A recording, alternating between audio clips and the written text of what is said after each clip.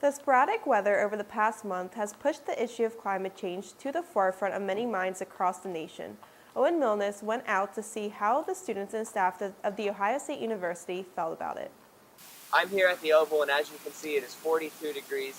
Yesterday it was 60 degrees, and 6 days ago it was negative 30 real feel with snow and ice everywhere, and I've decided to find out why that is. How do you feel about the sporadic weather changes? I mean, I don't know. I think these are clear indications that global warming sort of exists. I think it matters a little bit. I don't think that we should just dismiss it casually. I think we should try to understand it from what it sits. Do you feel that the sporadic weather change is caused by a man-made climate change or a natural cycle? Actually, it's a natural cycle. Well, I've only been on this earth for 22 years, so I don't know what it was before that. In my head, I say it's man-made climate change, but I don't know. This could be a normal thing that happens. If you do your research, you can find out that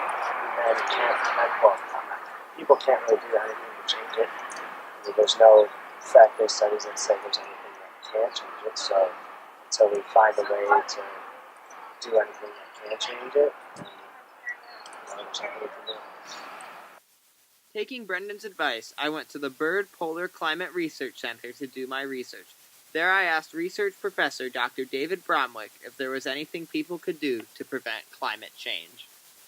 So the scientific community is almost unanimous that what we've got going on now globally, so the Earth as a whole, is caused by the emission of greenhouse gases.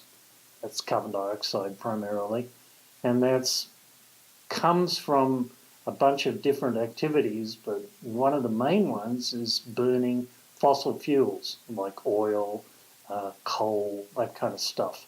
So that's one of the things that can be done, going to alternative energy sources that don't eat up carbon and put it in the atmosphere in the terms of in these greenhouse gases. Well, there's a lot of mixed opinions about climate change and the weather, and you know what the saying goes.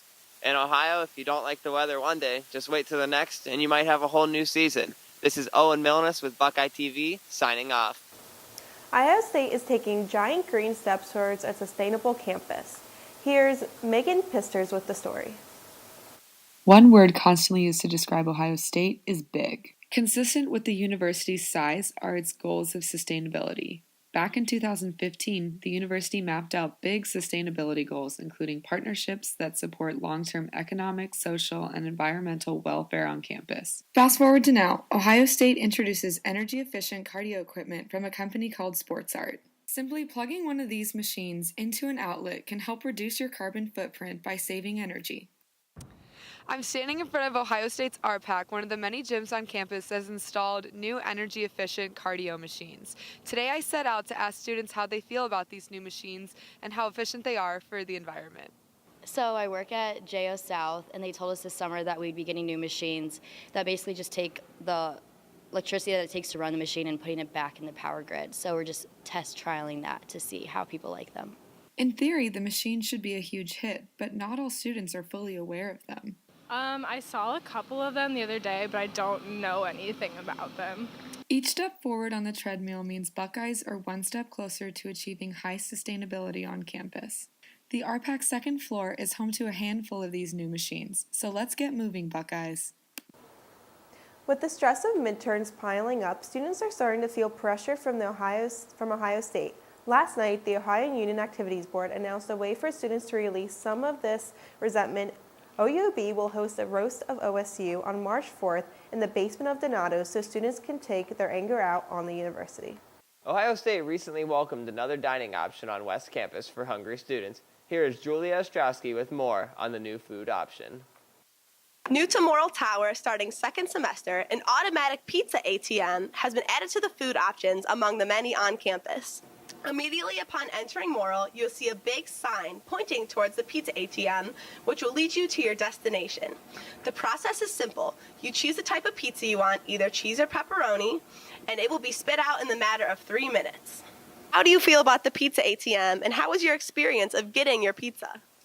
Overall, it was pretty easy. I enjoy it. It was pretty decent. I'm not that picky though, but it was pretty easy and efficient. Well, I first experienced the pizza ATM when it first came out, and I really wanted to try it as a new addition to the dining hall here at Morrill Tower, since we only have Morrill Traditions nearby. And after getting it, I realized it wasn't as good as I had expected, and I was hoping for something like a little more and more options as well. I think it's a really good idea and it's really convenient, but I think the quality of the pizza could be improved drastically. After you get your pizza, you can choose a bag of chips or a can of pop to accompany it. The pizza itself costs $8 or one meal plan swipe. Personally, I like Morrill Traditions pizza better. It's just a little more cheesier. That's what I like. I'm definitely a fan of the pizza and Morrill Traditions rather than the pizza ATM. How would you rate the pizza from the ATM from 1 to 10? I'd rate it a 2 because it doesn't really taste good and it makes me feel sick after eating it. I would give it an 8. Solid 8. That's a solid 4. If you want to take a trip to the Pizza ATM, it is open from 11 a.m. to 8 p.m. every day. The workers have mentioned that they hope to keep it open 24/7 eventually, as long as it proves to be successful. If you want to try the new pizza on campus, head over to Morrill Tower. Coming up on Buckeye TV, we take a glimpse into OhioCon and the effects of the government shutdown.